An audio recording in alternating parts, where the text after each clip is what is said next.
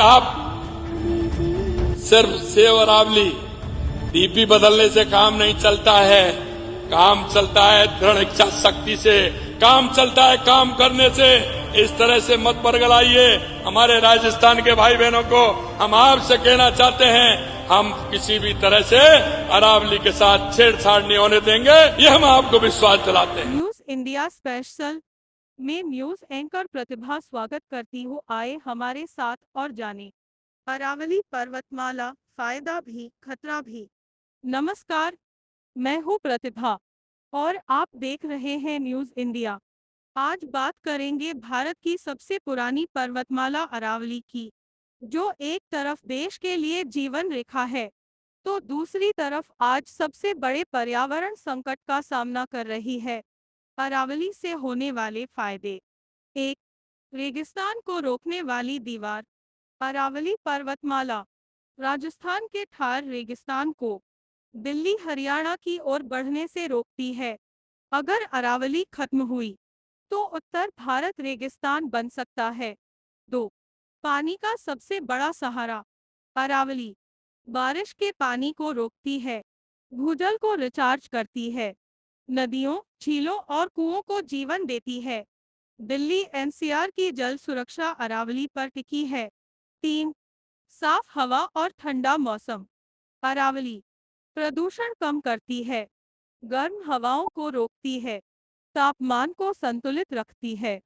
यही कारण है कि अरावली को दिल्ली का फेफड़ा कहा जाता है। 4, वन्यजीव और जैव विविधता। अरावली क्षेत्र में पाए जाते हैं तेंदुआ, सियार, नीलगाय, मोर और सैकड़ों औषधीय पौधे। यह इलाका प्राकृतिक जैव विविधता का खजाना है। 5, रोजगार और पर्यटन। माउंट आबू, उदयपुर जैसे पर्यटन स्थल अरावली की देन है। इससे स्थानीय लोगों को रोजगार भी मिलता है। अब बात करते हैं अरावली से जुड़े नुकसान की। ध्यान रहे, अरावली नुकसान नहीं करती, नुकसान किया जा रहा है। 1, अवैध खनन। अरावली में धड़ल्ले से पत्थर और खनिजों का खनन हो रहा है। पहाड़ खोखले हो चुके हैं और पर्यावरण तबाह हो रहा है। 2, जंगलों की कटाई। तेजी से पेड़ काटे जा रहे हैं, जिससे वन्यजीवों का आशियाना खत्म हो रहा है। 3, अतिक्रमण और शहरीकरण। फार्म हाउस, कॉलोनियां और सड़कें अरावली को निगल रही है। कानून होने के बावजूद अतिक्रमण जारी है। 4, जल संकट। पहाड़ कटे तो पानी रुका नहीं। आज कई इलाके जल संकट की ओर बढ़ रहे हैं। 5, भविष्य का बड़ा खतरा। अगर अरावली नहीं बची तो गर्मी और बढ़ेगी, प्रदूषण बढ़ेगा, पानी खत्म होगा और दिल्ली एनसीआर रहने लायक नहीं बचेगा। एक्सपर्ट की चेतावनी। अरावली का विनाश उत्तर भारत के पर्यावरण के लिए सबसे बड़ा खतरा है। न्यूज निष्कर्ष। अरावली सिर्फ पहाड़ नहीं, यह हमारी हवा, पानी और भविष्य है। आज नहीं चेते तो कल बहुत देर हो जाएगी। न्यूज इंडिया की अपील, सरकार, प्रशासन और जनता तीनों को मिलकर अरावली को बचाना होगा, क्योंकि अरावली बचेगी तभी भारत बचेगा। अरावली जीवन रेखा या खत्म होती धरोहर। फायदे, नुकसान, सच्चाई। स्पेशल रिपोर्ट न्यूज इंडिया के राजीव झा ने अरावली पर्वत की पूरा इतिहास पे एक रिपोर्ट बनाया। आइए जानते हैं विस्तार से। अरावली का इतिहास। दुनिया की सबसे पुरानी पर्वतमाला। अरावली पर्वतमाला भारत की एक अत्यंत प्राचीन पर्वत श्रृंखला है, जो लगभग 15 करोड़ वर्ष पुरानी मानी जाती है। यह गुजरात से दिल्ली तक लगभग 692 किमी लंबी है और उत्तर पश्चिमी भारत के पारिस्थितिकी तथा जल संरक्षण के लिए बेहद महत्वपूर्ण है। अरावली न केवल पर्यावरण का संरक्षण करती है, बल्कि कई नदियों और नालों जैसे चंबल, बनास, सहेबी, मोरल, कासावती आदि का जल संग्रह और जलग्रहण भी इसी श्रृंखला से होता है। यह क्षेत्र वन्यजीवन, जैव विविधता और स्थानीय जल संरक्षण का भी एक प्रमुख आधार रहा है। भू राजनीतिक और सामाजिक महत्व। राजस्थान, हरियाणा, दिल्ली और गुजरात के कई जिलों में अरावली का सीधा प्रभाव स्थानीय जीवन, कृषि, मानसून धाराओं तथा जल संरक्षण पर रहा है। यह पहाड़ नहीं केवल भौगोलिक ढांचा है, बल्कि लोक जीवन, संस्कृति और स्थानीय अर्थव्यवस्था का अभिन्न हिस्सा है। 2025 का बड़ा विवाद, नई परिभाषा और आंदोलन। विवाद का मूल कारण। हाल ही में सुप्रीम कोर्ट ने पर्यावरण मंत्रालय की रिपोर्ट के आधार पर अरावली पहाड़ों की नई परिभाषा को स्वीकार किया है। अब सिर्फ वे भूमि आकार जो स्थानीय राहत से 100 मीटर से ऊपर है ही अरावली हिल माने जाएंगे। इससे क्या हुआ? ऐसा माना जा रहा है कि इसकी वजह से लगभग 90% अरावली पहाड़ अब कानून के तहत पर्यावरण सुरक्षा से बाहर हो जाएंगे, क्योंकि वे 100 मीटर से छोटे हैं। इससे बड़े पैमाने पर खनन और निर्माण कार्यों को बढ़ावा मिलने की आशंका जताई जा रही है। अब क्या हो रहा है? विरोध और आंदोलन। विरोध पूरे राज्यों में। राजस्थान, हरियाणा, गुजरात और दिल्ली तक इस फैसले के खिलाफ विरोध चल रहा है। लोग, युवा व पर्यावरण समूह सड़कों पर उतरे हैं। जयपुर, उदयपुर, अलवर जैसे शहरों में प्रदर्शन और पुलिस के बीच टकराव की खबरें हैं। प्रमुख घटनाक्रम। जयपुर में GNZ युवाओं ने मशाल जुलूस निकाला और नकली नोट हवा में उड़ाकर सरकार के फैसले का विरोध किया। यह प्रतीकात्मक रूप से पैसे के लालच को पर्यावरण के ऊपर रखने का विरोध था। कई जगह जवानों और पुलिस के बीच तनाव, गिरफ्तारी और नारेबाजी भी हुई। राजनीति और बयानबाजी। सरकार का रुख। केंद्र सरकार ने निर्देश जारी किया है कि नए खनन पट्टे नहीं दिए जाएंगे और आरक्षित क्षेत्र को बढ़ाया जाएगा, ताकि अरावली संरक्षित रह सके। विपक्ष और अन्य राय। कांग्रेस और कई विपक्षी नेताओं ने सरकार के फैसले को संरक्षण की जगह सिर्फ दिखावा बताया है। उन्होंने कहा कि यह केवल डैमेज कंट्रोल जैसा कदम है और असली संरक्षण नहीं हो रहा। केंद्रीय मंत्री और सरकार की ओर से यह भी कहा जा रहा है कि नए नियम के तहत 90% अरावली संरक्षित ही रहेंगे और भ्रम फैलाया जा रहा है। पर्यावरण और भविष्य पर प्रश्न। विशेषज्ञों और पर्यावरणविदों का कहना है कि अगर छोटे छोटे पहाड़ और ढलान अब सुरक्षा से बाहर होंगे, तो इसके कारण जल संरक्षण घट सकता है, धरती का तापमान बढ़ सकता है और धूल, जंगलों की कटाई और खेतों के लिए पानी की कमी जैसी समस्याएं बढ़ सकती है। पर्यावरण आंदोलनकर्ता और नागरिक समूह यह मांग कर रहे हैं कि सरकार तुरंत इस निर्णय को वापस ले, पूरे अरावली क्षेत्र को एकीकृत संरक्षित क्षेत्र घोषित किया जाए और खनन पर स्थायी रोक लगाई जाए। निष्कर्ष। आज अरावली सिर्फ एक भौगोलिक पर्वत नहीं रह गया, यह पर्यावरण संरक्षण, राजनीतिक संघर्ष और आम जनता के आंदोलन का केंद्र बन चुका है। 2025 में यह मुद्दा सिर्फ राजस्थान तक सीमित नहीं रहा, राष्ट्रीय स्तर पर बहस, विरोध और राजनीतिक प्रतिक्रिया के रूप में उभरा है। आज फिर अशोक गहलोत ने झूठ बोला। अशोक गहलोत ने कहा कि हमने 2010 में जो फॉर्मूला सुप्रीम कोर्ट में रखा था, उसे तो सुप्रीम कोर्ट ने 3 दिन में ही खारिज कर दिया था। फिर ये नए फॉर्मूले की बात क्यों हो रही है? फिर से राजस्थान की जनता के सामने अशोक गहलोत झूठ बोल रहे हैं। सुप्रीम कोर्ट ने उस फॉर्मूले को खारिज नहीं किया था, वो फॉर्मूला आज भी लागू है। अशोक गहलोत जी, जो आप पैदा करके गए हैं राजस्थान में अरावली की हत्या के लिए। सुप्रीम कोर्ट ने सिर्फ ये कहा था कि FSI और CEC आपस में इसके सैटेलाइटरी इमेज को तैयार करें और उसके आधार पर तय करें कि अरावली में कहां खनन हो सकता है और कहां खनन नहीं हो सकता है। उसके बाद जो सैटेलाइट इमेज निकाली गई वो अपने आप में चौंकाने वाली थी। 67-68 में जो कंटूर्स नापे गए थे अलवर जिले में, 2500 में से 25% गायब थे।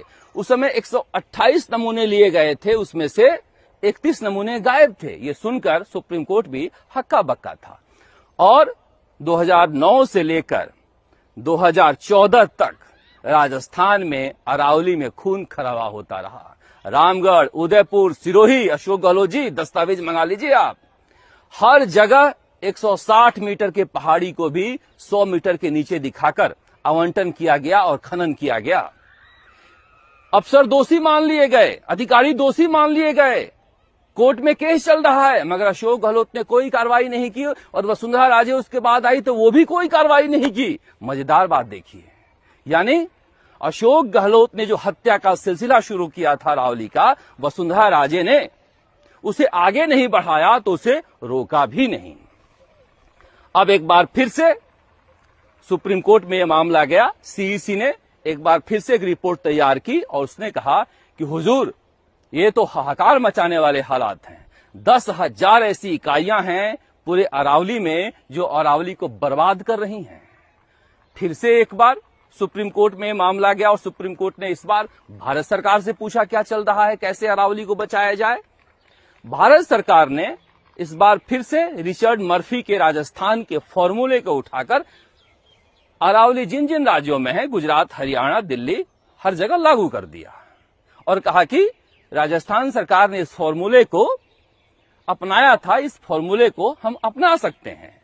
अब जो केंद्रीय पर्यावरण मंत्री हैं भूपेंद्र यादव, उनका कहना है कि हम अशोक गहलोत वाले फॉर्मूले से काम नहीं करेंगे, हम रिचर्ड मर्फी के असली फॉर्मूले से काम करेंगे और जो सीईसी ने रिपोर्ट तैयार किया है उसके आधार पर काम करेंगे। सीईसी ने कहा था कि समुद्र तल से 100 मीटर की ऊंचाई नापी जाए, यानी कि अंदर से में 80 फीट पहाड़ है तो बाहर 20 फीट का भी अरावली माना जाएगा, 3 मीटर का स्लोप भी अरावली माना जाएगा, 5 मीटर गैप है 2 पहाड़ी में तो वो भी अरावली माना जाएगा, किसी पहाड़ी का क्षरण जल्दी हो रहा है वो भी अरावली माना जाएगा। यानी कि हम रिचर्ड मर्फी के फॉर्मूले की पूरी तरह से पालना करेंगे। अब इस बार इनका ये कहना है, मगर 9-10 में जो अल्टीमीटर से नापकर 160 मीटर की पहाड़ी को 90 मीटर 80 मीटर बना के इजाजत दी गई है, अलवर के रामगढ़ में, सिरोही में, उदयपुर में, हर जगह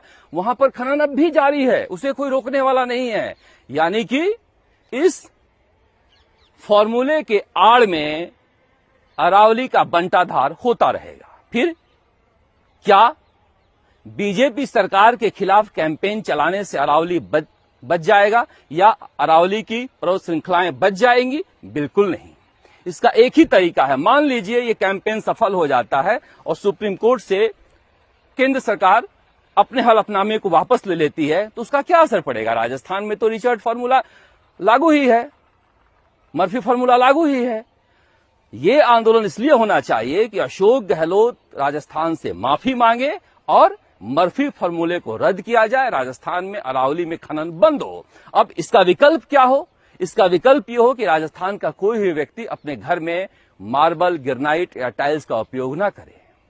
आज प्रताप सिंह खाचरियावास आंदोलन कर रहे थे जयपुर की सड़कों पर। सबसे पहले उन्हें अपने घर में लगे हुए पत्थर को फोड़कर फेंकना चाहिए, घर में लगे हुए टाइल्स को फोड़कर फेंकना चाहिए, क्योंकि यही खोदकर अरावली पर्वत श्रृंखलाओं से बनाई जा रही है। जो प्रदर्शन हो रहे थे वो अशोक गहलोत के दरवाजे पर होने चाहिए। इस तरह से घर में बैठकर सोशल मीडिया पर सेव अरावली करने से काम नहीं चलेगा। विकल्प क्या है? राजस्थान की पूरी अर्थव्यवस्था जो राजसमंद की है, उदयपुर की है, चित्तौड़गढ़ की है, जयपुर की है, लोग रोड़ी उपयोग लेते हैं मकान बनाने में, कहां से लाएंगे? वैकल्पिक व्यवस्था करने के बाद ही सेव अरावली का अभियान चलना चाहिए, या फिर जिस तरह से अवैध खनन हो रहे हैं राजस्थान में, वैध खनन तो 2% हो रहे हैं और अवैध खनन 98% हो रहे हैं। जिनको वैध लीज दी गई है वहां पर वो लीज अपना छोड़कर और पूरे एरिया को खोद डालते हैं, कोई देखने वाला नहीं है। तो सेव अरावली केवल जनता के आंदोलन से नहीं होगा। पब्लिक आसपास के खान क्षेत्र पर जाएं, वहां पर देखें कि खनन के लिए जो इलाके आवंटित हैं वहीं पर खनन हो रहा है कि नहीं, क्योंकि अधिकारी तो चोर हैं, नेता तो चोर हैं, ये तो आपस में मिले हुए हैं। मजेदार बात देखिए, 2002 में जो रोक लगा दी गई थी उसको मरने नहीं दिया सरकारों ने, उसे जीवित रखा। 2007 से लेकर 2014 तक कागजों में जीवित करके वो सारे आवंटित होते रहे।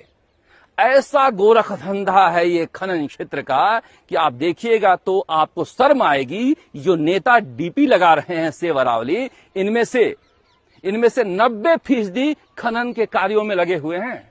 इन झूठे फरेबों लोगों को डीपी लगाकर सेव अरावली कहते हुए देखने पर शर्म भी आती है, गुस्सा भी आता है। इनके प्रोफेशन के बारे में सबके बड़ा आप पता कीजिए, कौन कौन खनन के क्षेत्र में लगा हुआ है, आपको खुद समझ में आ जाएगा कि हर अरावली का हत्यारा कौन है। इसलिए अरावली को बचाना है तो इसे जन आंदोलन बनाना होगा। मार्बल का, ग्रेनाइट का, टाइल्स का उपयोग बंद नहीं कर सकते तो कम करना होगा। उस उद्योग में जो लगे हुए हैं लोग, उन्हें वैकल्पिक व्यवस्था देनी होगी, क्योंकि 2002 में हमने देखा है जैसे सुप्रीम कोर्ट ने बंद किया, हमारे ऐसे पत्रकार भी आंधी में जा रहे थे, क्योंकि वही जयपुर के नजदीक था, और दिखाते थे किस तरह से मजदूरों के चूल्हे नहीं जल रहे हैं। तो हम भी वो दिखाना शुरू कर देते हैं, मानवीय कहानियां कि लोग जिएंगे कैसे। तो इसके लिए एक कंप्रिहेंसिव फॉर्मूला तैयार करना होगा अरावली को बचाने के लिए। इस स्लोगन से, नारे से अरावली नहीं बचने वाला है। ये नेता फर्जी हैं जो नारे लगा रहे हैं, और जो लगवा रहे हैं, ये अपने अगर धंधे बंद कर दें तो फिर अरावली ऐसे ही बच जाएगी। अरावली बचाने की मुहिम में हम भी शामिल हैं, आप भी शामिल होइए, और इसे जन जागरण बनाकर हमें अरावली को बचाना है। आप लोग से निवेदन है, न्यूज़ इंडिया चैनल को सब्सक्राइब करें और घंटी के निशान को जरूर दबाएं। धन्यवाद।